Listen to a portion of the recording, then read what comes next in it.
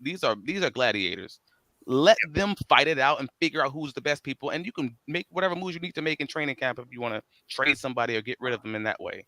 But I'm really curious about what the Chiefs are going to do with Snead because I mean, if you did before that play happened, that was him knocking the ball out of at the goal line to cause that Newton go to the Super Bowl. I thought, oh yeah, they're going to let him go. I'm getting ready for this. That's going to be the guy. That's going to be the cornerback signing, and then he knocks the ball out, and I'm like, dang, this freaking guy, man, like he's messing up all my plans. So.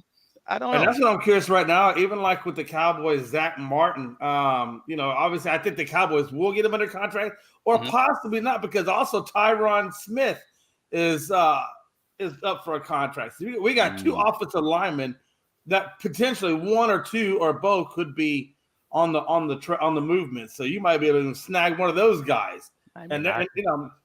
Zach Martin, if you were to snag a Zach Martin, that would be a really good snag for you guys. I hope the Cowboys keep him, but with our cap situation, and some upcoming rookies coming up, who knows to say that they're not dispensable? So there's quite a bit of that out there.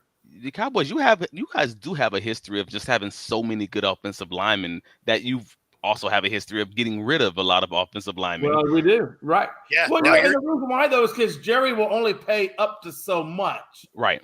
On those types of positions. Jerry only wants to pay for quarterbacks, wide receivers, running. Those are and maybe defensive players or whatever. He wants the splash players. That's where exactly. He has the good history though. I got to give him credit on that. Like as crazy as that man is, and some call me crazy. I mean, he is good in some ways, and he is a problem in some ways for you guys because he's good at building a general team. But he's good in the draft. Yeah. Right? Yeah. Like he's actually good in the draft. He amasses talent. There's no doubt. He just can't get it to play well together. But I mean, he amasses talent like any other good GM. And yeah, to your point, he'll have so much talent on that offensive line. The guys he's letting go will start other places. Right. The second stringers that he's like, yeah, we're not going to pay you. It's like, cool. I'm going to go get starter money right over here. So, I mean, he definitely does that. I do have a Cowboys question for you, though, there, McLovin, is I'm not sure if you heard it, but former Vikings head coach Mike Zimmer wants to be your DC. Are you trying to upset me today? That is 100% what I was because I said that Yahoo considered you spam. Is that where this is going? I can see where. No, I actually heard that too, and I really hope that does not come to. No, we're good. Oh man. You don't. If you want to send me a Vikings coach, and I said this earlier, send me Brian Flores. I will take him, but please do not take me Zimmer. Please. There's also the outside chance that maybe Vrabel entertains it. You know what? And I would even consider that, honestly, because I know where Vrabel and where he comes from under Belichick. So, people, all the stuff that happened in Tennessee, I'm really surprised Vrabel didn't get another nod at the coaching job. So, but if he wants to come in and do the defensive side of the ball with us and be the coordinator, I'm okay with that. Honestly, I'd rather have that than Zimmer. The fact that he got fired was kind of crazy when you figure. It was crazy. It was absolutely crazy. When you look at what he was trying to do with the roster he had. Right? Like he was coaching them up. They were out there playing hard for him. So it wasn't like the team, he lost the team or anything, right? He just had old guys. Right? Well, he and the GM had different opinions on how they should move forward from that point moving forward. Like apparently in the last draft, they had some disagreements, but they came to agreement in that process. Right. And now they were having like one of those come to Jesus moments in the end of the season. It's just like, hey man, what are we going to do moving forward? I think we should do this and that we're not too far off. Or the GM saying, I think we should blow it up and start over or whatever. I'm not saying that's what they're saying. I'm just saying that's what happened because you don't fire that guy. Well, you know what's interesting is I've even heard the rumor mill. Bo, I'm pretty sure you've heard this. The rumor mill is now that the Cowboys could be showing interest in Derrick Henry and D Hop. And I don't know about that. I don't know how I feel about that. I'm okay with the Derrick Henry part because I do think that Pollard needs that, another running back to coincide with him to keep him from getting injury prone. Well, he's a free agent anyway, right? Yeah. I believe he is. I think you lose Pollard because your cap space, your cap issues, no joke. Like I don't think you get to keep Pollard. And that's really where they really need to be looking at Derrick Henry at that case, because I think you can get Derrick Henry at a pretty decent price, honestly, because he's a little older, right? Yeah. I don't think you go after D-Hop. I think you leave D-Hop alone. But we got Brandon Cook. So it depends on how you're going to use him, because D-Hop, if he can make the transition into what Larry did, right? When he stopped being that outside receiver, essentially became that slot guy. Yeah. He extended his career. He's going to be in the Hall of Fame because of it. Oh, no, I'm right there with you. I'm just thinking with the Cowboys cap, we're already 19 over, like Pags we talked about. Yep. Our cap is not the greatest in the world.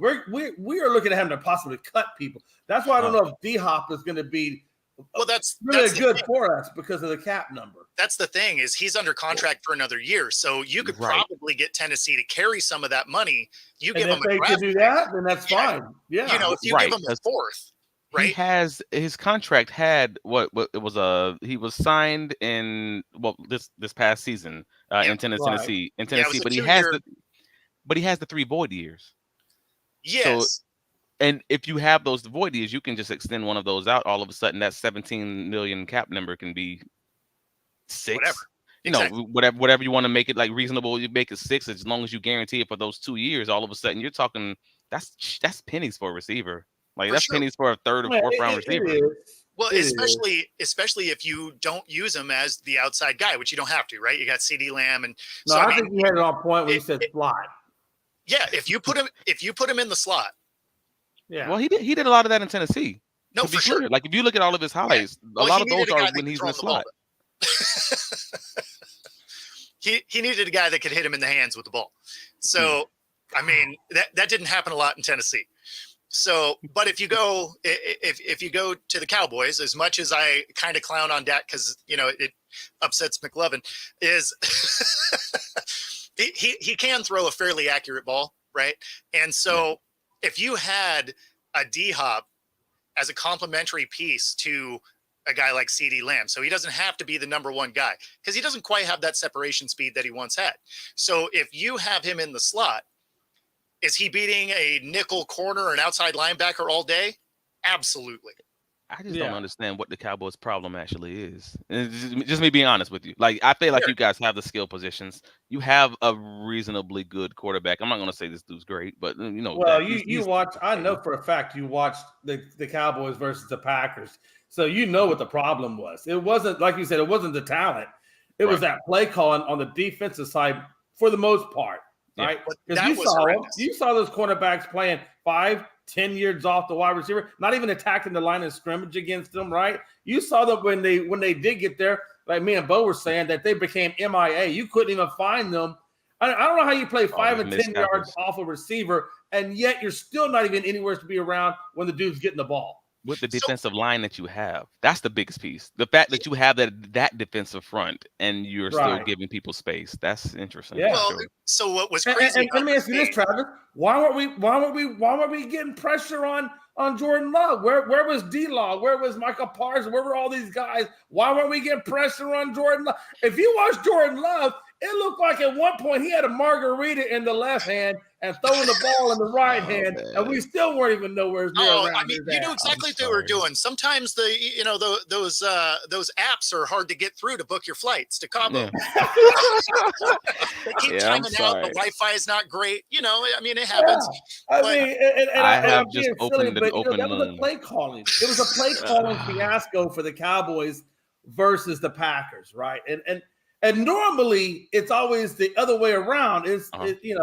And usually it's the offense that was causing us problems in the playoffs. Right. This year it's the damn defense. Right. Well, so you guys are talking about D-Hop. That's why I was asking the question. Like, I don't know how much more this offense needs, but I think the conversation should have been surrounding your defense. Like, what do you guys need there? Well, I think what their offense needs is to score every time they look at the ball. Because that defense is inconsistent. And in this playoff game, against Green Bay, this was some of the most mind-boggling tape to watch. Is they're playing off, right? Yeah. It looked like essentially they're playing like a cover 3. They're way off, right? Yeah. They're 10 yards off easily, and then somehow you're also beat deep. How does that happen? Like because they take a lot as a because corner, in the way that they play. All right, so as I'm a corner, I'm a because I former played that same DB, yeah, position. former graduate assistant DB coach. Like I'm here for DB play, and the Cowboys always, and I'm not saying this is not just a this season. This has been for the last few seasons have been very good at guessing well. And what I mean guessing well, I mean you use your key traits. You're looking at the quarterback's eyes. You're playing a lot of zone coverage, and you're just reading the guys, or you're sitting on routes at that little 10 to 15 yard marker. Because that's why they're so good at getting either giving up touchdowns or pick sixes. Like Sure. a lot of time, there's no in between. It's like either I'm gonna guess right, and when you guess right, I'm gonna score 7. Right. But when I Home guess run or wrong, I'm gonna give strikeout. up 7. Right, and that's what it Right. is. They're And really good Travis, at that. look, this is a tell of two tapes. If Hmm. you watch the Cowboys defense in the regular season, hands down, we were top notch, elite. Then we get to the playoffs and we look like we never even played defense. So Well, that's why I call it play yeah. calling, because this is not the same damn. Look, Bland is not having 6 or 7 pick sixes, 9 interceptions for this season, set an NFL record, only Yeah. to go to the playoffs and we can't find him.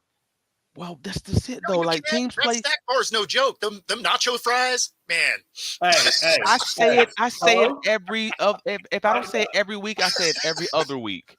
The NFL is such a matchup based like league that it makes it hard when you have these conversations, like because it really can be just matchup by matchup. You're like, hey, the Cowboys defense was this during the season, and I'm like, kind of. Unless you take away this game, this game, and this game, and this game, and then it's like, oh yeah, now that's what they were. But if you look at those games when they had to play those speedy receiver cores, they weren't doing a lot of that. Like they weren't doing a lot of that, and that's what happened with Green Bay. Is say what you want about that receiving core, they weren't incredible, but they were fast. And that's why the Cowboys were not going to play press man against them because they didn't want them to run by them. But instead, all that happened is they played off them and got ran by because they kept guessing wrong. And it was like on these double moves, on these out and ups, on these stuttering goes, et cetera, because they still guessed wrong. But it's for a whole different reason. They were scared of getting beat deep, and you can tell that they had that on the whiteboard all week. Like, don't get beat deep, don't get beat deep. And that's all that happened. They got beat deep. And that's really Well, what it came down to. It's the matchups, though. It's not about the scheme in that way. It's just about those guys were scared of getting beat deep because you have a guy who runs maybe a 4-5 versus a guy who's running a 4-2 and a 4-3.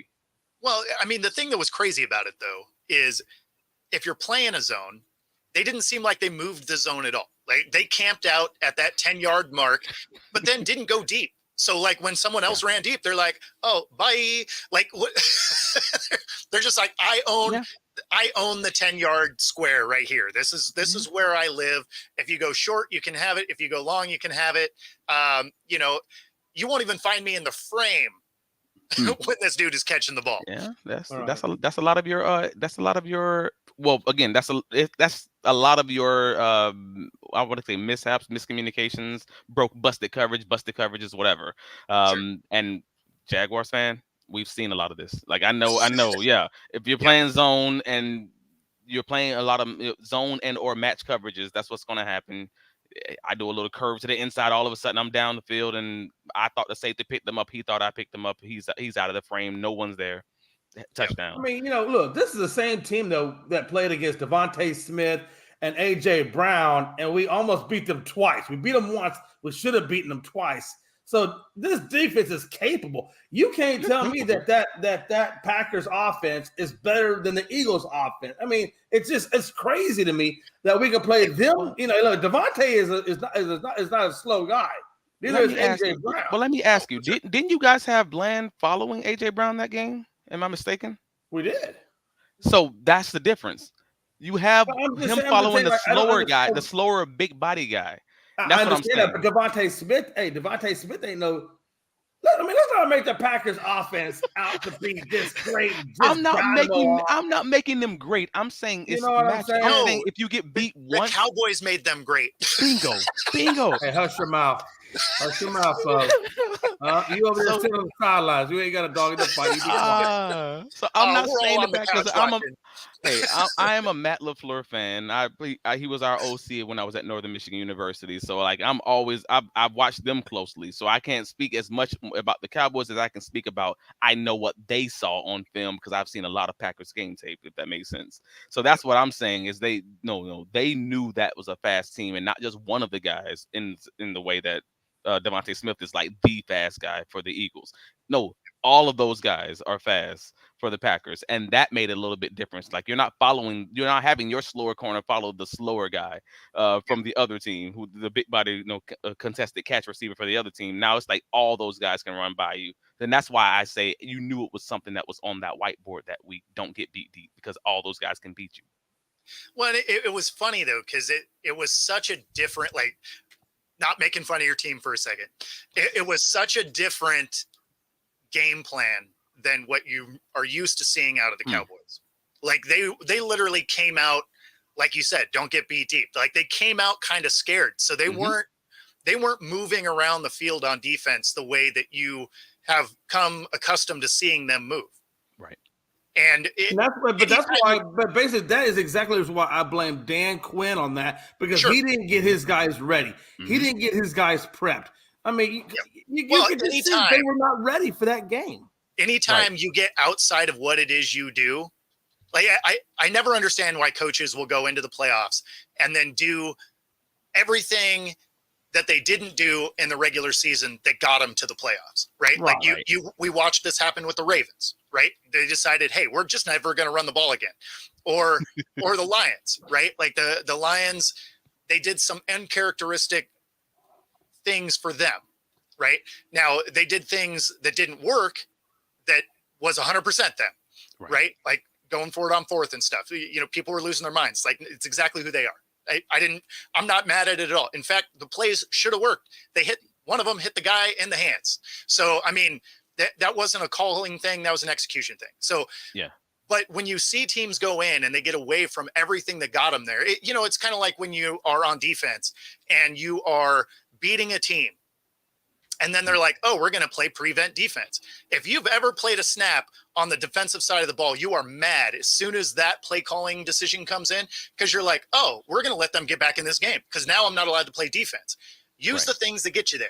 So I don't know. The Cowboys didn't use the defense that worked for them all season. Well, I think that it depends on how good you are at doing the thing that you do. And in your example, you use the Baltimore Ravens, and I'm like, yeah, that was the best running team in the league. You don't change what you do like that. You screwed up there in not doing the thing that you are literally known for, that you are best in the league at doing. But if you're a team that's top 10, top 12 at running the ball, I can see that maybe again matchup by matchup. You just have a situation where you just know the other guy is going to destroy your game plan. Cool, you make Aaron Donald, whatever. You do what you got to do. Yeah, but you make them beat you first, right? Like you can't abandon it before the game starts. Like you got to get in, show them you can get shut down to play one-dimensional. You can't walk in one-dimensional. Right. I feel you. I think everybody wants to be that galaxy brain, though. Like everybody wants to be that person that changed it up. Because again, Bill Belichick, they were known for this when they had Tom Brady. Like they were known for literally having an entire game plan that was opposite of what they did the week before, or they had a game plan that was like legitimately just different than what they did all season. And all of a sudden, it's like, dude, it's like they just had a whole off season last week. Like, what are they? How do they implement this whole new offense in the span of 1 week? And it was just like those kind of things. Everyone wants to be that when it comes playoff time, because they know these teams that play mostly man all of a sudden going to become a major zone team just to throw us off. They're ready for that wrinkle, and it may or may not ever come. The galaxy brain, they're just overdoing it. That was the issue I had with the Cowboys. I was so upset that they played this passive aggressive defense, and I'm like, no, man, get in there. Get in. Look, watch this. Hey, so you can't say stuff like that. No. You're setting up so many jokes. The wide receivers. Hey, you know what I'm saying? The fact that they weren't bumping the wide receivers, the fact they weren't attacking the line of scrimmage, that just they did nothing to disrupt the timing of Jordan Love, the receivers, or any of that. And I'm like, come on, why are you playing passive aggressive? This is bullshit. Yeah, no, I mean, I can appreciate. I was wanting to suit up and go down there and say, "Let me pass the security. I'm here to play." Because apparently they're not. Well, they needed They needed that secondary guy in the box. They wanted that guy in the box to stop Aaron Jones because they knew the Packers' engine ran through him, right? And they did a good job. And they did a good job stopping him earlier in the game. But then they never got a chance to get into those bump and run situations with having two safeties over the top, because they knew if they did bump and run, they were going to get run. Like I said earlier, they're going to get ran by. So they're just like they sacrificed one for the other, and no matter what, they guessed wrong. They did. as a DC, they guess wrong. And sometimes, even if, okay, maybe you give it a quarter of being aggressive, trying to disrupt the time and try to do that. And if that doesn't work, okay, we make adjustments in the second quarter or whatever, and then we can try. But they didn't even try to make adjustments at any point throughout the game. It was the same defense all the way through, and they got their ass whooped all the way through. No. Make an adjustment for crying out loud. They made adjustments. They bumped it up to first class. Hey, watch your mouth. This is one thing that's rarely, this is something that's rarely ever talked about, though. Like adjustments at halftime. Like teams don't have a lot of time, as much time as people think they do, at least at halftime. No, like, you don't. Yeah, halftime's 15 minutes. Realistically, you have got 5 minutes. 10. You have 10 to truly talk, but in reality, after you're doing anything you have to do medically, after the coaches actually have their individual meeting to talk about anything that they need to change, you have legitimately 4 to 5 minutes, like you said, max, to actually really talk to these guys and figure out what was happening, get them to understand what was happening, and then make any changes. Like, that's just not. And that's something that's rarely talked about, like in NFL circles, is the fact that some of those teams that are able to make changes, because they got some guys. They got guys who's doing this for 40 years, and they have the mind for a Bill Belichick. Like you can probably name 3 guys in the league that have like those real minds to truly change a defense and be able to effectively communicate it in that 4-minute time frame. Well, and come out in the half, doing something different. There are also things that they watched on film going into that game. So a lot of times they'll have a game plan, and they'll still implement some things that aren't necessarily in the game plan in practices that week. They're like, they had it from earlier in the season. They had it from training camp, whatever. Exactly. Yeah. Like it's old film. They're like, hey, they haven't been doing this, but we've seen this before. We're going to run a couple of snaps of this because we may see it again. And so in that 5 minutes, they'll be like, hey, those things that we worked at, for that little bit of time during practice, we're going to run the defense that we used against that. Right. And now that does require the guys on your team to have a fairly high football IQ. Bingo. Right? Because they gotta remember those little things. Those things from 2 months ago. Yeah, those things from 2 months ago, and all of a sudden that becomes a check. All of a sudden that becomes a touchdown if I screw it up. Yes, they got to remember that.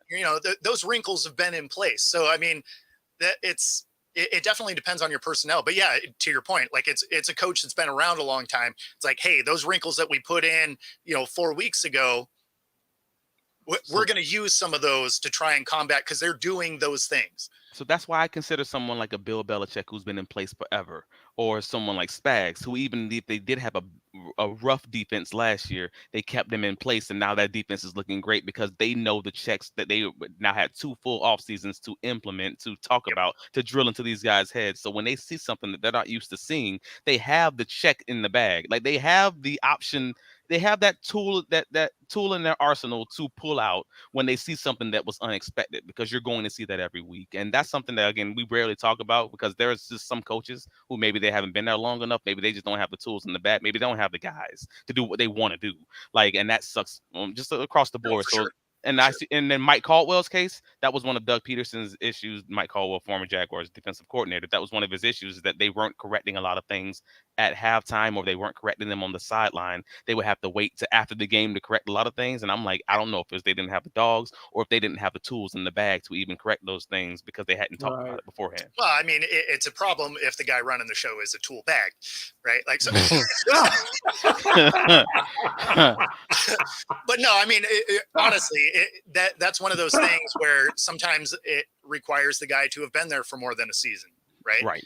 Because you need you hadn't come across the situation yet. Yeah, you just haven't come across the situation to even have the check. Well, not just that, but you haven't come across that situation with some of the dudes that you have, right? Yeah. So even though you may have it, you can't call it, right? Because you've never called it, because it didn't matter yet. And so some of those adjustments, even as the coach, you may see it. You'd be like, oh man, I've seen this before. 5 minutes isn't enough to rearrange my whole defense on something we've taken no reps on. Right. I got you. So you, at that point, you're going position by position. You're like, okay, you know what?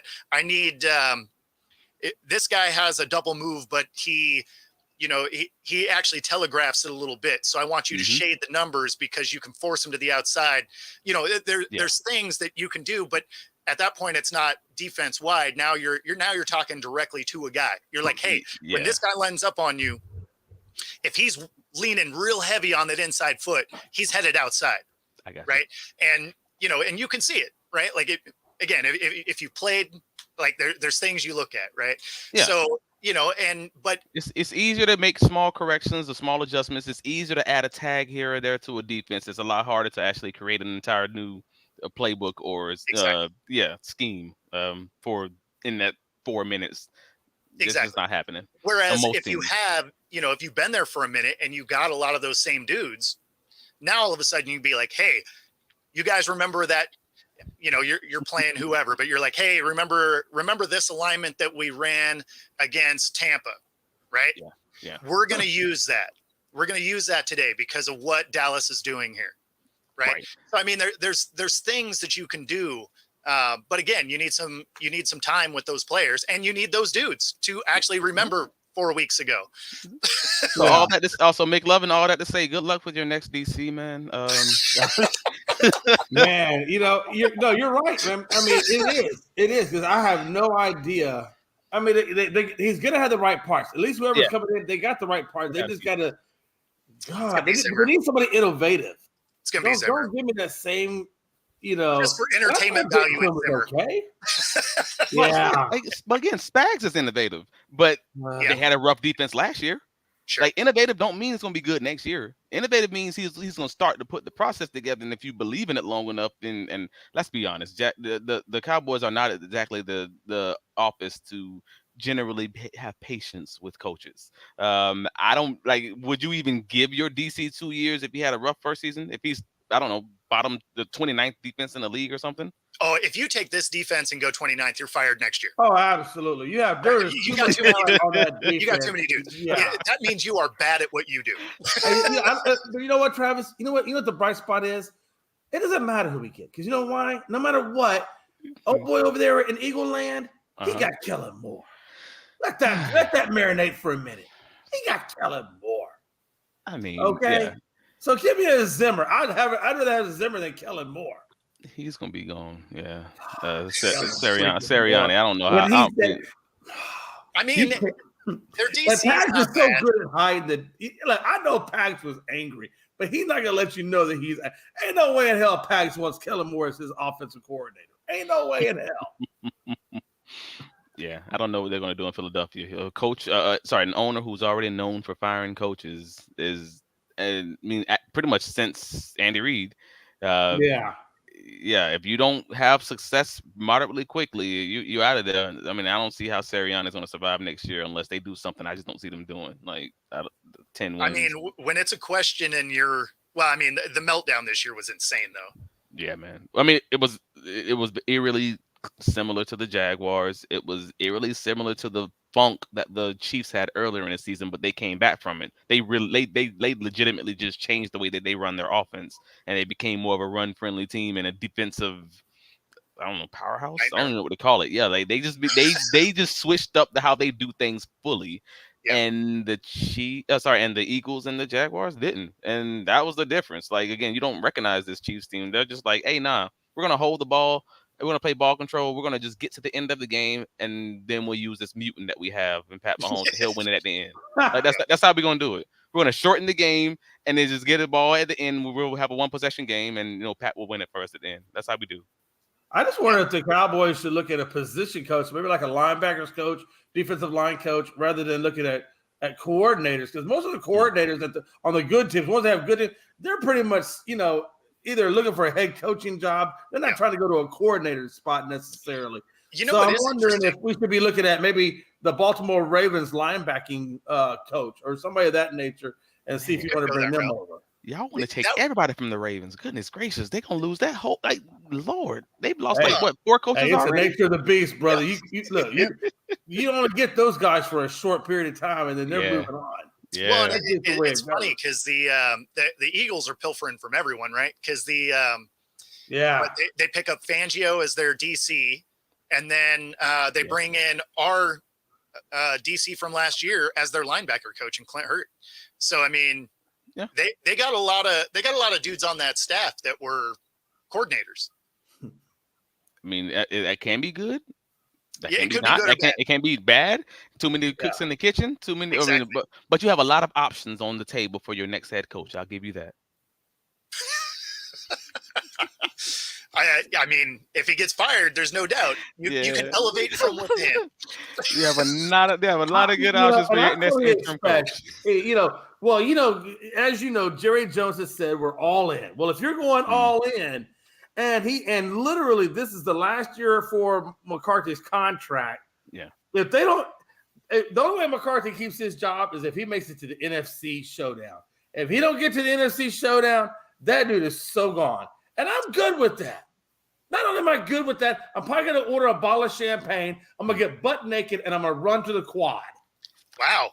By the way, if that's an old that school escalated reference. quickly. You ever seen the show Old School? That's Oh old yeah, school no. I've seen it, and for some reason, I could see you doing it. So I know this is our first time. I know this is our first time on together, but I just want you to remember this date, February 2nd. When I say this, he won't make it to the end of the bye week next year. That's interesting.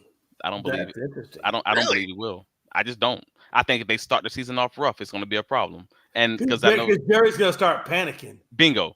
Jerry's not the guy for patience. And nobody wants to see Jerry Jones at 81 panicking. If you have that many different types of leaders on your staff, and you built up that many guys who have leadership experience on your staff, it's going to be some chirping in the back. There's no way. Yeah, he will panic, and I'm sure of it. Yeah, and it might turn around. Especially because of this next year, right? After this season, they start losing talent. So, like for the Cowboys, this is their year to push the chips to the middle and try and do the thing. And he would do anything he has to do to salvage that season because you have all those guys coming to the end of their contracts with the coach that's already at the end of the contract. And that's why I said I don't think he'd make the like he'd have to have an incredible.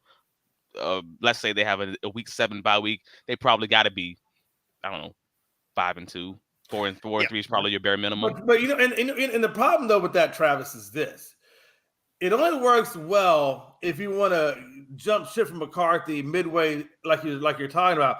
If you have a strong coordinating group, we all know Brian Shanahan is not a strong coordinating group to come from, and I don't know who they're going to pick for the defensive side. But if they did what I want them to do is pick up a linebacker coach or somebody like that, a positional coach. Oh man, I don't know if I want to necessarily throw that guy into the mix. So I almost think we're kind of screwed. That would make Zimmer so much better. Oh my God, I would pay money for this. Just the amount of dumpster fire that becomes. Holy hell, I want that to happen. Dude, what happens if Zimmer's the interim coach and he actually like makes them play well? Right. What do you do with that? How much do you hate self-loathe right that? Oh, how much do I hate myself right now? Goodness. Oh man. That would be and that would be fantastic too. Yeah. Like if he came in and they called out. That very well could happen. That very well could happen because they need somebody with experience because God knows if McCarthy, like you said, does poop the bed, they need somebody that can lead the team. And God forbid, like you said, I hate to think about that. Oh man. Honestly, I think that would actually be better if Zimmer came in and they balled out. Would be amazing because then you'd have to sign him, right? I mean, oh yes, please. Let's do that. That would be a fun story. I'm here for all the drama. I'm here for all the drama, all the petty. Then that's great. Wow, that would be amazing. And then if McCarthy does go to the dumpster fire, let's say if you don't get a Zimmer, you know who I wouldn't even mind looking at is go talk to Pete Carroll and say, yo, Pete, what do you got? A couple of years? Why don't you come on down over here? I like Pete Carroll. And you know what? And as old as he is, the fact that he can run sideline to sideline and he don't even look like he's breaking his sweat.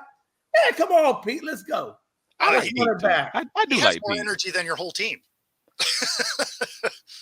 What about Bieniemy? What is going on with him? Like I haven't seen anything with him right now. The word on him is that he's interviewing more like a coordinator than he's interviewing like a head coach. And so I think that's really kind of hurting him a lot. And okay. He's not leading guys. He's just talking about plays. Yeah. I think sometimes you're just meant to be a coordinator. Ain't nothing Sometimes. wrong with that. If you're a good coordinator, some Yeah, I guys are mean, you know it's what I'm great saying? to stay in your lane and just Yeah, be great at that thing. That's not exactly. that's not Because a look at problem. Josh McDaniels. Horrible head coach. Lord. Horrible. Great coordinator, though. Legend at the bank. Yeah. I'll tell you that. Yep. He is Sometimes he you is got to know where your spot is and just stay there. hey, Bo will tell you, I'm a fan of legends at the bank. As much Hey. as I shouldn't like them because they're terrible at their jobs, but hey man, if somebody's willing to pay you that kind of life-changing lottery money and Yeah. multiple times and then Hey, you're bad at your job, hey man, I I can't mean, blame you. I blame them billionaires for being dumb. All right, cool. Hey, Travis, I asked Bo and I asked Pags this a little while back when all the head coaches were being hired and all the positions were being filled up rather quickly. Mhm. Um, and I said, a season ago, everybody was up in an uproar with the lack of minority hiring at the head coach position. You remember all the Yeah, controversy that went throughout the NFL. And then yeah. I watched this year unfold, and it was like 5 out of 7 or something like that was minority-based hiring, and it was almost the opposite. I thought there was only 3 head coaches this go around. Am No, I it was mistaken? 5. It was up to 5. Last time I counted, it was up to 5. Oh wait, up to 5 in the league or up to 5 hired in that cycle? In that cycle. Oh dang. Yeah, Yeah. I thought there was only 3 this I time. don't have all the names right off the rip, but Okay. if you go look at it, it's like roughly 5. Even if it was 3 or 5, that's still way more than it was. Like Yeah. we're good there. So it looks like I was telling them, I was like, do you think that the NFL, is getting away from what we used to call the good old boy system and actually hiring or looking outside of and more into the minority base and actually getting the right guy for the job and not necessarily the other way around? I'm not willing to say that just yet because I know history too well. That I just don't feel comfortable based on a year of data when we have, I mean, how many? I mean, Right. realistic. Yeah, really. Yeah, we have a couple of tens of years, a couple of decades of couple of of tens. examples to Right. pull from at this current moment in time. I mean, and we have recent examples also of some systematic issues. So I'm Yep. not willing to say that just yet, but it's positive. It's a positive change for sure to see how many and to see how many we even have in the pool of people who didn't get hired yet. Right. There's like what was it like 7 or 8 like legitimate candidates who could have been hired in this cycle, and I think 3 or 4 of those are minorities. Even in like you have the guy from the Carolina Panthers and so in in saying all that to say like there's some guys who have with their eye on the future that could absolutely be hired also. So I'm not willing to say that it's changed, but I'm also saying it's a positive change that could potentially show that there has been something going on. And I also don't know what the hell's going on with this current lawsuit against the NFL. Ooh. Mm, That can have something to do with it mm. because we don't know where they are in discovery Oh, and yeah. finding text messages and everything else. Maybe these billionaires out here like, no, how the black dude? Yeah, that'll take the heat off. Like I Hey, don't know, man. I don't know what they're finding right now. right? Hey, That question. totally could be 'Cause that my history, CYA. bro. Hey, question, seriously, for both of you guys, because I was thinking about this the other day too, and I could not remember, and I meant to research it, but I didn't get around to it. Has there been a minority coach of the year in the NFL? Oh, so you just mean like out of all the coaches of the year, have any of them been a I'm just saying minority? in general, just in the NFL in general. Has there been a coach of the year in general over the history of the NFL? Has there ever been a coach of the year? I'm What? sure there What? Yeah. has to be What a Lovey coach of the Smith year who was wasn't he? black. Was Lovey Smith? Was he a Lovey coach of the Smith, year? I think, won. And the only reason it comes to mind is he won Coach of the Year and then was fired the next year, Ron which is Rivera? like a weird turn of Wow. events. Yeah, you got Marvin Lewis, Cincinnati Bengals, 2009. You got Oh Mike Smith, yeah, I forgot about Atlanta Marvin Lewis. Falcons, 2008. Lovey Smith, 2005, Chicago Bears. So we got a Yeah, few. Like I mean, Okay, we getting back okay. there. I don't know about recently though. And the only reason that popped to my mind is because I thought Dable might go that route where he wins Coach of the Year and then gets fired. I was like, I wonder Oh if that ever damn. happened. And so I had looked it up, Yeah. and Lovey Smith is the only one that has had that happen, where he won Coach of the Year and then was fired the subsequent year. Yeah, because Mike Vrabel Wow. got Coach of the Year and got fired 2 years later. Yeah. Well, but I Yeah, I was told you curious if guys it ever history, happened no like one the was next better year, than and it was mine. only Lovey Smith. At least in football. It happened once in basketball too, I think. Right. So yeah, it hasn't happened since 2009. Marvin Lewis. But because we were talking about this the other day. I really feel like I think D'Amico's going to get it. I think. I think D'Amico should get it. D'Amico should get it, man. Yeah. And I'm mad about I'm mad about all of it. Their general manager. I'm mad about because I'm a Jags. I don't just cover the team. I'm also a fan of the team. I was born and raised in Jacksonville, so I'm like that's my squad. I'm just blessed to be able to cover. Right. And it sucks because I'm like I actually am, as a fan of the sport, have confidence in the Houston Texans front office and coach. Exactly. And I don't like that I have confidence in what they're doing because that means my team is going to be in trouble. Like, well, I mean, it is taking a long time for the Texans to really get that team under control. And I've enjoyed it the whole way. Yeah, I enjoy them being a train wreck because my team was actively a train wreck at the same time. Yeah, I remember when Bob Lanier. And was it Charlie Casserly? I think was the general manager, the first general manager. And they had a press conference as the introduction of the team. Of course, this is even before they even had the draft lottery or whatever that they got to pick from. Yeah. And it was in this hotel or whatever, and I went to it, and Bob Lanier stands up. He's like, "Yeah, we're going to be so calculated on everything we do. It's going to be well thought out. It's going to be proportionate. It's going to be this. It's going to be this." And then you see the actual what they do, and it's just like, bro, I don't know what y'all were kind of smoke y'all were blowing at this press conference, but y'all didn't do any of that. I mean, it was so bad. Even their first pick, Tony Baselli, never even saw the field, but yet that's how methodical they were. And I knew. When they picked Tony Baselli, I looked at my dad and I said, yeah, this team is going to be garbage for a long time. Baselli was good, though. So that's he was he's good, but he was injured. And we knew he wasn't going to play. He was never going to play for them, but yet they took him anyway. So is that bad that you pick a guy who ended up being a Hall of Famer? Give me a second. Let me say this because I'm like, I don't know. Horrible right now. That is terrible. How bad are you can you at least argue that some of that got to go on coaching, some of that's could potentially go on the medical staff? Because you can argue as a GM, this is my resume. That guy went to the Hall of Fame. I might have been wrong on when he would be available, but I was right on the player, if that makes sense. No, you can make that argument. And I'm drafting, and I'll tell you why it doesn't make sense. I'm drafting. I know Tony Baselli's medical history. I know if I take Tony Baselli, he will never take the field. It was on a wish and a prayer. I swear to God, that's what they said. It was on a wish and a prayer that Tony Baselli will ever see the field. So you literally are telling me I'm going to draft a guy, only to watch him go into the Hall of Fame, but never play one down for me. This is the guy I'm going to pick for my team. That just sounds ridiculous in so many ways. I got you. I'm just throwing out the devil's advocate side of that. Said what you said, but you got me now, so we're good.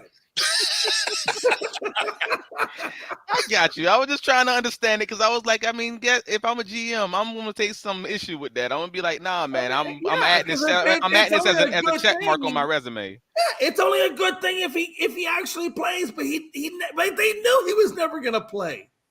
Well, they knew through his medical records he was never going to play. I mean, they had to have thought there was an outside chance. Right. My Jaguars drafted Walker Little. No, you're right. That's how they spun it at the press conference. At the press conference, that's exactly what we fully think that Tony Baselli is going to take the field. And then it came out later on, they knew that he was never going to take the damn field. He was garbage. He was done. Dang. Well, Hall of Famer Tony Baselli for the Jacksonville Jaguars, and we say thank you, Houston Texans, for being train wrecks. Perfect loving as far as how you picked them. It would be like if they came into the league right now and they said, "Okay, our first pick is going to be Alex Smith." I mean, from the Washington Commanders. Okay, you knew damn good well Alex Smith. Even if he did play, it was going to come up for one snap, and he was going to call it a career. Oh, man. I'm just saying. It's the same damn thing. I mean, he didn't have a horrible year coming back. Well, now I'm even more confused. I'm like, wait a minute. Because Baselli was drafted by the Jaguars. Yes. Yeah, he was. He played. Didn't he? I'm pretty sure he played his whole career for the Jaguars. I don't think he played for anybody else. Other than when he went to the Texans in the expansion draft. Yeah. Well, he's still a Hall of Famer. And this is hey, watch this. Hey, you know what? You know what? And I like that. I like that. Travis, That's just coming in Travis with come on here as a sorry about your luck. Jaguars person, and he don't even know about Tony Philly. That is priceless. Oh man, I love you, Travis, but where do we loved it. find these guys? I loved it. Where are we thinking from over here? No, I'm giving Travis a hard time. I'm gonna be quiet before he beats me up. Nah, man, it's fine. No, I haven't boxed since college. I'm not It's messing fine. with you. You look like you lift weights. Nah, I just I don't even know boxed. what you bench, but I bet it's more than what I'm doing. Maybe used to, but nah, the expansion like so the.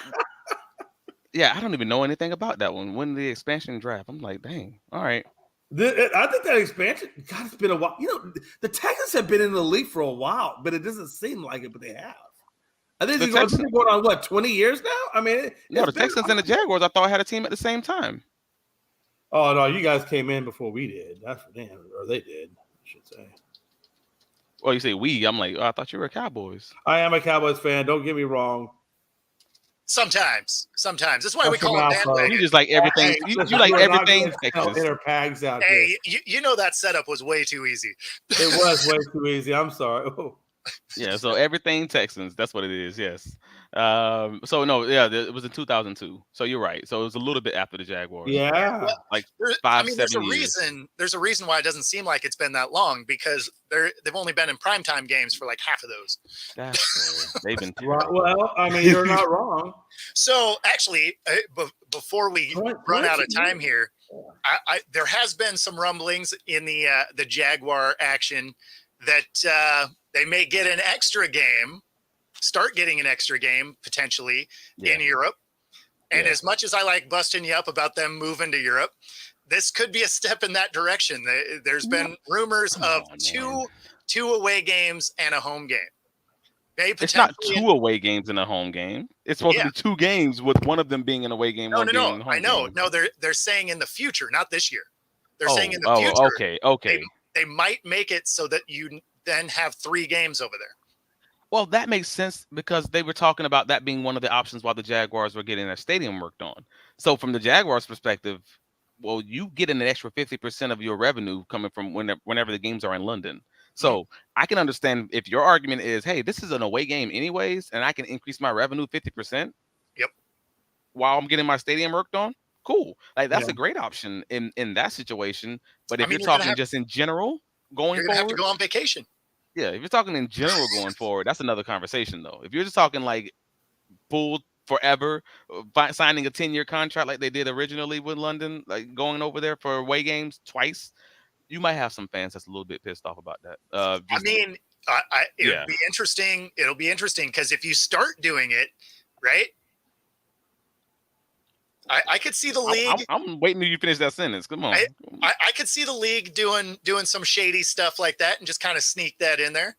No one's moving to London, man. It's never going to happen. Have you seen your stadium? I had the luxury of living in Savannah. And I went to the Jaguar Stadium while I lived in Savannah a couple of times. And I will tell you this, it is horrible. Hey man, watch your mouth. Watch your mouth. I mean, all right. Hey, I still box. Hey man, watch your mouth. All right, come on. It's a horrible stadium. It's flat out horrible. You're not wrong, but that's obviously a reason why we were having a conversation about the only thing that's more horrible than that is the meniscus tear of Joel Embiid. By the way, can we get a moment of silence for his meniscus? And it's funny because that is a conversation we're going to have Monday for sure. Oh, I know. I just want to throw a preamble for Pat. NBA's new 65-game rule. I got you. Oh, Lord. All right. I'm going to let you guys kill that. But just FYI, nobody's moving to London because the tax applications are too crazy, and they're never going to give them a waiver for taxes. But how does it make you feel that your team is being pimped out to another city? I mean, they're so terrible. You're being pimped out, man. I think they're doing the pimping. What you mean? One's being pimped. If anybody's being pimped. Have you ever noticed that teams that play in Europe or whatever, they're always typically, for the most part, are just garbage time teams? I mean, are the Buffalo Bills a garbage time team? Well, no, I didn't say all the time. No. You said they play the most of the time. The Jaguars play the most games in Europe, but the Buffalo Bills have played the second most. So what is that saying? Your argument falls apart. No, it really doesn't. Actually, it really doesn't. Can I tell you why? Can I tell you why it doesn't fall apart? Okay. Can I tell you why? Because they are pretenders. Ooh. Okay, but the other element of that is they look so damn good until it comes theirs, don't they? The bulk of the Bills was early in that. So the Bills actually weren't very good then. Because when you look at the Bills' total number of Europe trips, like when they were going a lot, was all right. So was you're thinking of when they signed the contract when they were bad, and now they're good, so they wouldn't re-sign. That is your argument, basically. No. I'm just saying that if you were saying they're garbage time teams that are going there, when they were doing the bulk of their travel, they actually weren't a good team. So it actually kind of fits that narrative. I'm not saying they wouldn't, because I mean it's good money to go. So. Right. And that's what it comes down to. If you can play an away game and a home game, and from your perspective, you're losing just one home game, and you can increase your revenue.